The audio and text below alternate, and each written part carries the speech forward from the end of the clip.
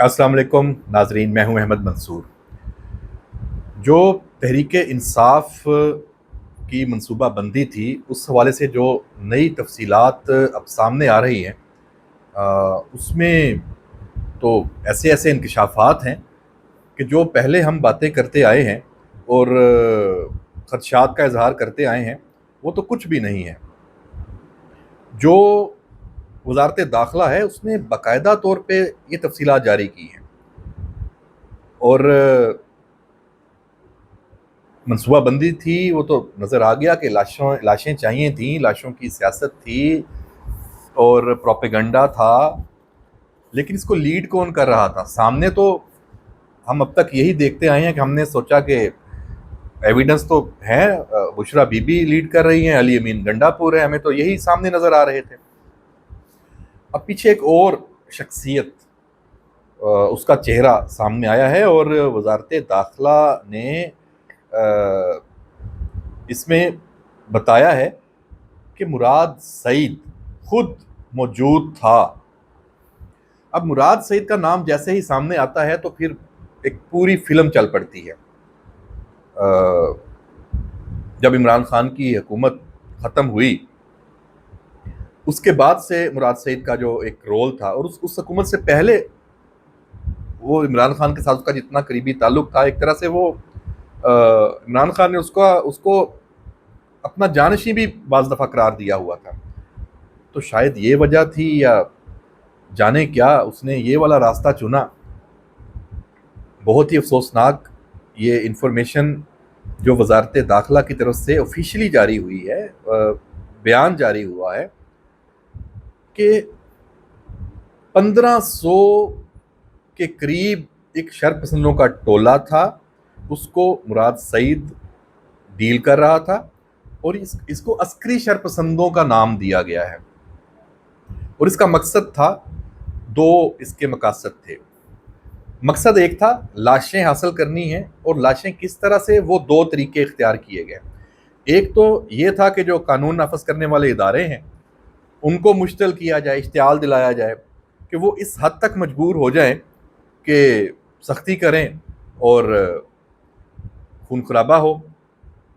दूसरा, जो अंदर साथ एक ग्रुप था 1500 का, वो जो पीटीआई का पूरा एक मॉब यहाँ पे आया, उनको वो इश्तियाल दिलाएं, उसके मुख्तलिफ टैक्टिक्स, और वो हमलावर हो जाएं। तो दोनों तरह से लाशें हासिल करें। और उसके बाद ज़ाहिर सी बात है, फिर खैबर पख्तूनख्वा में आग लगाई जाए, पंजाब में लगाई जाए, सिंध में लगाई जाए कि क्या जुल्म हो गया और निकलो पाकिस्तान की खातर और निकलो इमरान खान की खातर। फिर तो ये इस पे वो अपना जो उन्होंने नेक्स्ट प्लान किया हुआ था, और साथ ही इसका प्रोपेगंडा, इसको बाहर के ममालिक में जो उनका पूरा एक ग्रुप बैठा हुआ है सोशल मीडिया के ऊपर, और पूरी एक मुनज़्ज़म मुहिम, और वो अभी भी चलाई जा रही है। गो के वो रिज़ल्ट ये हासिल नहीं कर पाए, और जिस तरीके से कानून नाफज करने वाले इदारों ने कंट्रोल किया, ये गए और लीडरशिप तो भाग गई।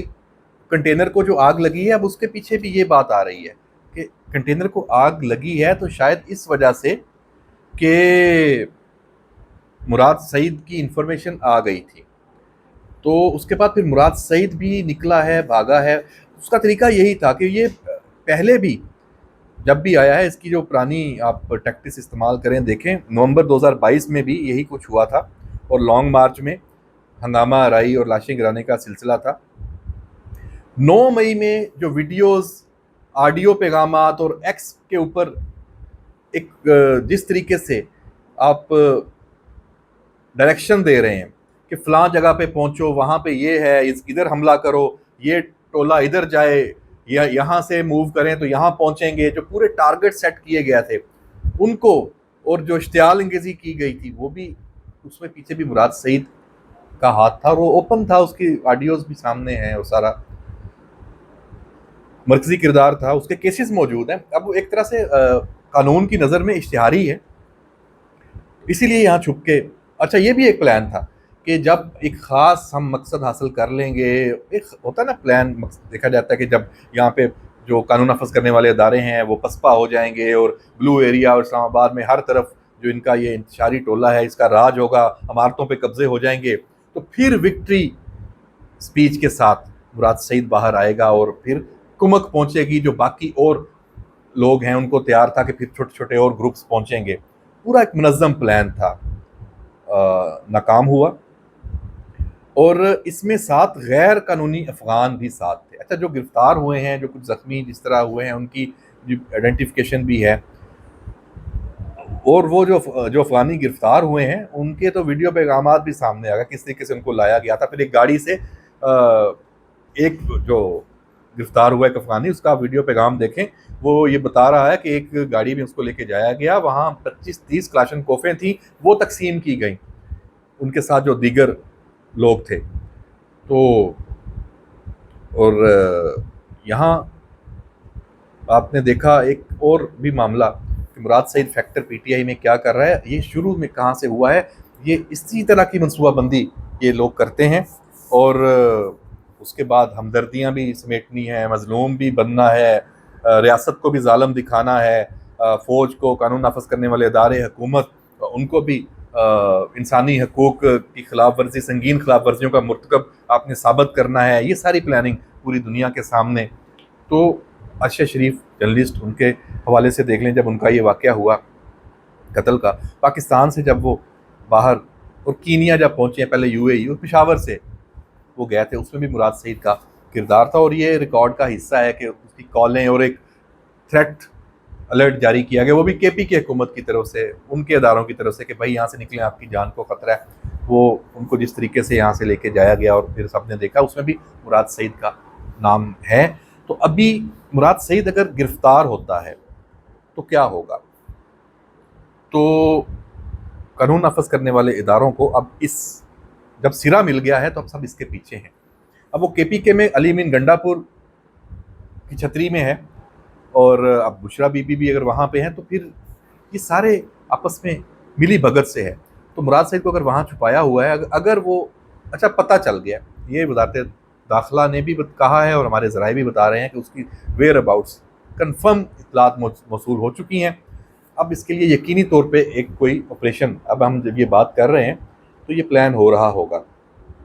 مراد سعید اگر آ جاتا ہے، گرفتار ہو جاتا ہے، تو پھر یہ بہت بڑا دھچکا، یہ فیض حمید سے بھی بڑا دھچکا ہوگا پی ٹی آئی کے لیے اور بانی chairman P T I Imran Khan کے لیے. کیونکہ پھر وہ ساری چیزیں ایویڈنس سامنے آئیں گے، سرے سے سرا ملے گا. تو ہو سکتا ہے کہ اس کے بعد پھر جو ایک کلٹ پیدا ہوا ہے اس کو سمجھ آ جائے کہ یار یہ دیکھیں، یہ تو ہمیں کچھ سوچنا چاہیے، ہم غلطی پہ ہیں، ہمیں راہ راست پہ آنا چاہیے، یہ تو ہمیں استعمال کیا جا رہا تھا. تو مراد سعید کا گرفتار ہونا بڑا ضروری ہے اب موجودہ سرکمسٹانسز میں، جب آپ اتنے بڑے الزامات بھی لگا رہے ہیں. آپ یہ بھی کہہ رہے ہیں کہ 1500 شر پسندوں کے ساتھ وہ کنٹینر میں موجود تھا، وہ احتجاج میں تھے، اور مراد سعید خود بشرا بی بی کے کنٹینر میں چھپا ہوا تھا، اور وہیں سے وہ سب ایک اس نے کمانڈ اینڈ کنٹرول بھی بنایا ہوا تھا براہ راست، اور وہ کہیں اور بھی رابطوں میں ہوگا. تو اس کے بعد تو مراد سعید کی گرفتاری بڑی ہی ضروری ہے. تو دیکھتے ہیں کہ اس کی کیا آتی ہے اپڈیٹ اور آگے آنے والے دنوں میں. لیکن اطلاعات یہی ہیں کہ مراد سعید گرفتار ہو جائے گا، پکڑا جائے گا. اب ریزسٹنس کتنی کرتا ہے، کیا ہے افغانستان میں، کیا سپورٹ اس کے پاس موجود ہے، یہ بھی ایک بڑا سوال ہے. اور جب پکڑا جائے گا، پھر ارشد شریف قتل کیس سے لے کے جنرل فیض حمید کی پلاننگ اور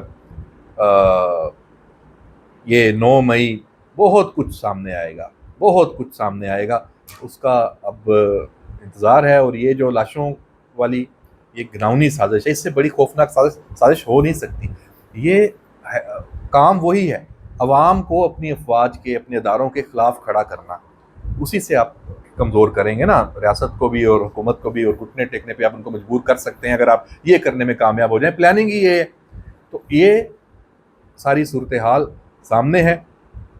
اب ایک اور جو وزارت داخلہ نے اس میں بات کی کہ جو آرٹیفیشل انٹیلیجنس سے تیار کردہ جو جھوٹے کلپس کا استعمال کیا جا رہا ہے سوشل میڈیا مہم، اس میں غیر ملکی جو میڈیا ہے اس کے بعض عناصر بھی اس پروپیگنڈے کا شکار ہیں.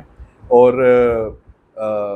بار بار اس چیز کی جو وزراء ہیں، حکومتی اہلکار ہیں، پولیس آفیشلز ہیں، سب نے، جو ہسپتال ہیں، پیمز اور پولی کلینک، انہوں نے اس کی اصل صورتحال کی وضاحت کی ہے. لیکن یہ معاملہ ابھی بھی خطرناک پوزیشن میں ہے یہ پروپیگنڈا. جو پرتشدد مظاہرین ہیں ان میں سے 18 کسی خودکار ہتھیار بھی برآمد ہوئے ہیں, اور مجموعی طور پہ 39 جو مہلک ہتھیار ہیں وہ برآمد ہوئے ہیں. جو نہیں برآمد ہو سکے ان کی تعداد اس سے کہیں زیادہ ہیں. غیر ملکی اجرتی قاتل 3 درجن سے زائد وہ بھی پکڑے گئے ہیں, جو ہم نے افغانیوں کی بھی بات کی ہے. اور جو دوسرا جو جیل کی وینز کو آگ لگائی گئی ہے, 11 گاڑیاں اور ان کو نقصان پہنچایا گیا ہے, سینکڑوں ملین کا کروڑوں میں اس کا نقصان ہے, اور اوورآل جو معیشت کو نقصان ہے وہ اس کا جو خمیازہ ریاست نے, پاکستان نے بھگتا ہے, اور الٹیمیٹلی عوام نے اس کو بھگتا ہے, اور برداشت کریں گے اس کا سارا جو بھی آگے اس کا فال آؤٹ آئے گا. تو اب آخر میں اسی سے جڑی بات کروں. پی ٹی آئی کے اندر یہ ادراک ہے کہ یہ سوال وہاں اٹھ رہے ہیں کہ یہ ڈی چوک میں آپ کیوں آئے تھے. احتجاج تو آپ نے اسلام آباد میں کرنا تھا, بلکہ عمران خان کی بھی کال یہ تھی کہ اسلام آباد پہنچنا ہے, آپ کو جگہ کا بعد میں بتایا جائے گا. بشرا بی بی, علی امین گنڈا پور اور اب مراد سعید بھی پیچھے ہے. ان کی پلاننگ تھی کہ ڈی چوک پہنچنا ہے, اور خاص طور پہ بشرا بی بی اور مراد سعید. تو علی محمد خان کی آڈیو لیک ہوئی ہے, لیٹسٹ ہے. سنجانی کی بجائے ڈی چوک جانے پر اس نے بات کی ہے, اور اس نے یہ کہا ہے کہ پی ٹی آئی سیاسی پارٹی ہے. احتجاج کا اعلان علیمہ خان کی بجائے بیرسٹر گوہر کو دینا چاہیے تھا. بانی چیئرمین نے تو کہا تھا ہماری پارٹی میں موروثیت کی کوئی جگہ نہیں ہے. علیمہ خان نے خود کیوں احتجاج کی کال دی. میں نے بانی چیئرمین سے بھی شکایت کی کہ اعلانات پارٹی کی طرف سے ہونے چاہیے. انہوں نے بھی کہا کہ آئندہ کال پارٹی لیڈرشپ دے گی. پھر ڈی چوک آنے کا بھی نہیں کہا تھا, صرف اسلام آباد آنے کا کہا تھا. یہ ساری باتیں علی محمد خان کر رہے ہیں. ان کا نام آیا بھی ہے کہ پارٹی کے سیکرٹری ہوں گے اور اسد کیسر کو بنایا جائے گا. یہ افواہ نکلی ہے, لیکن یہ باتیں چل رہی ہیں. اصل مسئلہ یہ ہے کہ خود اب یہ ان حالات میں پارٹی کی لیڈرشپ لینا بھی نہیں چاہتے. اسد کیسر ان حالات میں پارٹی کی لیڈرشپ, وہ تو توبہ کر رہا ہوگا, بھائی توبہ کریں, مجھے نہ بنائیں یہاں, تو میں تو کٹ پتلی ہوں گا, اصل تو کسی اور کے ہاتھ میں ہے. تو یہ بھی ایک وجہ ہے پارٹی لیڈرشپ قبول نہ کرنے کی کسی کی طرف سے بھی. اور مذاکرات کرنے کا بھی کہا تھا بانی چیئرمین نے, یہ بھی علی محمد خان کہہ رہا ہے. اور بشرا بی بی کا جو احتجاج میں شمولیت ہے اس کا بھی بانی چیئرمین کو پتہ نہیں تھا, یہ بھی علی محمد خان کا دعویٰ ہے. تو پھر یہ سب ہو کیسے رہا تھا, یہ بڑی عجیب کہانی ہے. اور یہ بھی دعویٰ کر رہے ہیں کہ وزیر اعلیٰ علی امین گنڈا پور بھی سنجانی پر متفق ہو گئے تھے. اب علی امین گنڈا پور نے پشاور میں اب جو بڑکیں مارنی شروع کی ہیں, ایک تو لاشوں کے اوپر سیاست اور دوبارہ آنا اور دعویٰ بولنا. تو بھائی اگر آپ نے سنجانی کا کہا تھا, متفق ہو گئے تھے, آپ کی پارٹی کا جو اہم لیڈر ہے علی محمد خان یہ بات کر رہا ہے, تو اب اس کی وضاحت کریں کہ آپ نے یہ بات کی تھی, پھر آگے ڈی چوک جانا اور یہ ٹکراؤ یہ کیسے ہوا ہے. یہ اس پہ اب دیکھتے ہیں کہ جو بیرسٹر سیف کا بھی ایک پیغام تھا اس پہ بھی عمل نہیں ہوا. تو پی ٹی آئی میں اصل کنٹرول کس کے پاس ہے؟ کیا یہ اب سب ایک دوسرے پہ ڈال رہے ہیں, پتہ سب کو تھا, یہ بھی ایک ممکنہ طور پہ ہو سکتا ہے. تو بہرحال یہ صورتحال ہے. آنے والے دن پھر ڈیولپمنٹس چل رہی ہیں, حالات ابھی ٹھیک نہیں ہوئے, اور پی ٹی آئی اور پشاور سے خاص طور پہ کے پی کے سے ایک دفعہ پھر جو صورتحال بنانے کی کوشش کی جا رہی ہے, اور پاکستان میں اداروں کو, فوج کو اور عوام کو آپس میں لڑوانے کے لیے جس طرح یہ متحرک ہوئے ہیں, یہ صورتحال سنگین ہے. اس کا تدارک ہونا چاہیے, اور اس کا تدارک کیسے ہوگا؟ Social media. میں آخر میں پھر یہ بات کروں گا کہ سوشل میڈیا پہ آپ یہ فائر وال لگا کے, سپیڈ سلو کر کے, اس سے رزلٹ نہیں نکلنا. جب تک سوشل میڈیا پہ جو انتشاری ہیں, ڈیجیٹل دہشت گرد ہیں جن کو آپ کہتے ہیں, ان کو کھلی چھوٹ رہے گی, یہ کام ہوتا رہے گا. اس کا سوچیں. اس پالیسی پہ اگر یہ پالیسی ہے تو نظر ثانی ہونی چاہیے, اگر یہ ڈھیل ہے تو یہ ڈھیل ختم ہونی چاہیے. اس پہ ایک کوئی حتمی فیصلہ ریاست کو اب کر لینا چاہیے. دیکھتے ہیں کہ آگے کیا ہوتا ہے. اجازت دیجیے, اللہ حافظ.